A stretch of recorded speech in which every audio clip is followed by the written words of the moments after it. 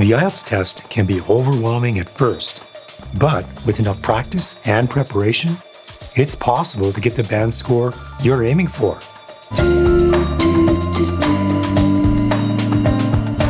If you're joining us for the first time, I'm Chris, and this is a YouTube channel and a podcast helping new and intermediate IELTS test takers understand the exam and attain higher results. In this episode, let's look at some tips you can find over at British Council Indonesia Foundation. First of all, you need to have a good ear for accents. Did you know that each recording in the listening test is heard once only? A range of native speaker accents, North American, Australian, New Zealand, and British, are used in the listening test, so it's a massive advantage if you are able to understand all of them. Train your ears by subscribing to English podcasts and TV news channels.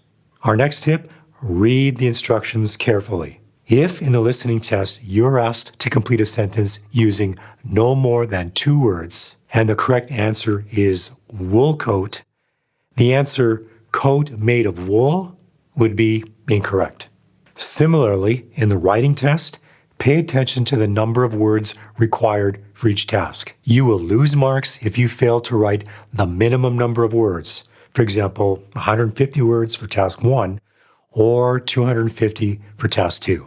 Let's move on to another tactic you can use to get ready for your exam. You could do drills or practice tests. Did you know that the listening test is 40 minutes long with only 10 minutes for writing down your answers? During your practice tests, learn to pace yourself with time limits. Doing so will not only help you to simulate these limits, it will also help you identify your strengths and your weaknesses. This will give you an idea on which module you are particularly weak in. If you're having issues with the reading component, for example, definitely commit more time to it. Come up with some techniques to help you remember the English words you're having trouble with. Okay, let's move on to developing strategies. With ample knowledge of each component of the test, you can develop time-saving methods and techniques to answer each question more efficiently. In the listening test, for example, underlining keywords can help you focus on important concepts. To save time during the reading test, you may want to go straight to the questions first. There are methods that might work for you, but not for others. What's important is to know the strategy that suits you. Next, let's focus on writing like a native English speaker. Okay, reading and writing, they go hand in hand. Expose yourself to a wide range of texts and topics.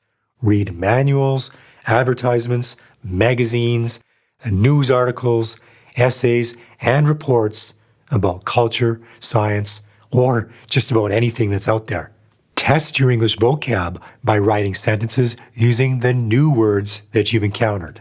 Once you're comfortable in writing complete sentences, you can practice writing paragraphs and then organizing them properly. Have you ever thought about getting a study partner?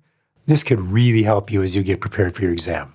Having a friend with excellent English skills to assess you during practice tests can be a huge advantage, especially for the speaking test. Rehearse with your friend and ask for feedback. Make sure to record your rehearsals so it's easier to review your performance. Did you speak too fast? Were you mumbling or stuttering? Were you able to provide a coherent answer? Try to improve your speech through the feedback. With enough practice, you are slowly rewiring your brain to think in English. Okay, guys, this wraps up things for this week. Did this episode help you out? Let me know by giving it a like and subscribe. See links to our courses in the description for this week's show. If you're on the go, you can get the same content in our podcast. Take care, guys, and catch you in the next one.